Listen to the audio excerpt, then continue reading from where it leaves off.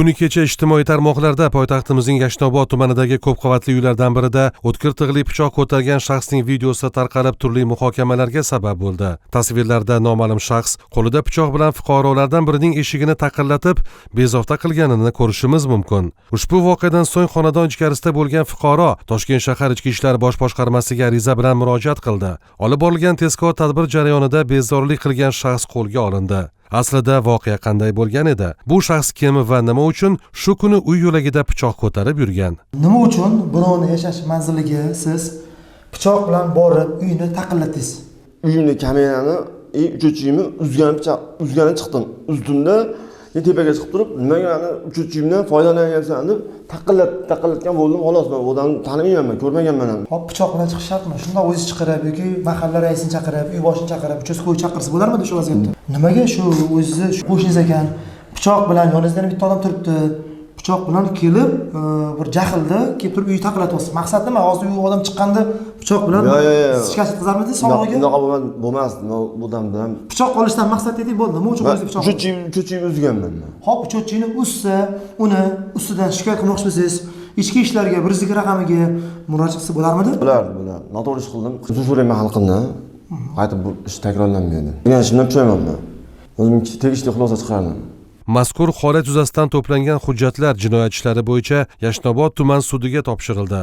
Sud majlisida gumonlanuvchi O'zbekiston Respublikasi Ma'muriy javobgarlik to'g'risidagi kodeksining 183-moddasi, 185-prim 2-moddasining 1-qismi va 194-moddasining 1-qismida nazarda tutilgan ma'muriy huquqbuzarliklarni sodir etganlikda aybli deb topildi. Sud tomonidan unga nisbatan ma'muriy qamoq jazosi tayinlandi. Shahrimiz aholisi mehmonlardan jamiyatda yurish-turish qoidalariga rioya qilishlarini so'rab qolamiz.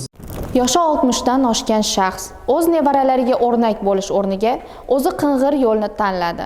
Yoshni yosh deymiz, adashdi deymiz, yoshi kattanichi. Unga qanday bahona topamiz? Ichki ishlar vazirligi, hududiy bo'linmalari hamda Davlat xavfsizlik xizmati xodimlari bilan hamkorlikda Yunusobod tumanida o'tkazilgan tezkor tadbir davomida 1961-yilda tug'ilgan shaxs o'z xonadonida giyohvandlik vositalarini saqlab kelayotganligi aniqlandi. Kelib tushgan tezkor ma'lumotga asosan Yunusobod tumani 7-Chinor ko'chasida joylashgan xonadonlarning birida olib borilgan tezkor qidiruv tadbiri davomida fuqaro yashash xonadonining omborxonasi, yotoqxonasi va oshxonasidan turli joylardan yashil rangli, o'tkir hidli o'simliksimon modda borligi aniqlanib, xolislar ishtirokida bayonnoma asosida rasmiylashtirib olinib, hujjatlashtirildi. Bola-chaqam oilam bilan yashayman. 5 ta navaram bor, 5 ta bolam bor. Yashashimni olib keldim uyga. Iste'mol qilyotgandim. Qilgan ishimdan uyalib pushaymonman. Uyal kechirishdan so'rayman. Boshqa qaytarilmaydi. Rasmiylashtirib olingan 1,5 kilogramm quritilgan giyohvandlik vositalari, bundan tashqari uyning hovlisiga berkitib qo'yilgan 8 tup yashil rangli, o'tkir hidli o'simlik moddasi kimyoviy ekspertizadan o'tkazildi. Toshkent shahar Ichki ishlar bosh boshqarmasi ekspert kriminalistika markazining xulosasiga ko'ra, ushbu moddalar giyohvandlik vositasi ekanligi tasdiqlandi. Hozirda ushbu holat yuzasidan O'zbekiston Respublikasi Jinoyat kodeksining 273-moddasi bilan jinoyat ishi qo'zg'atildi.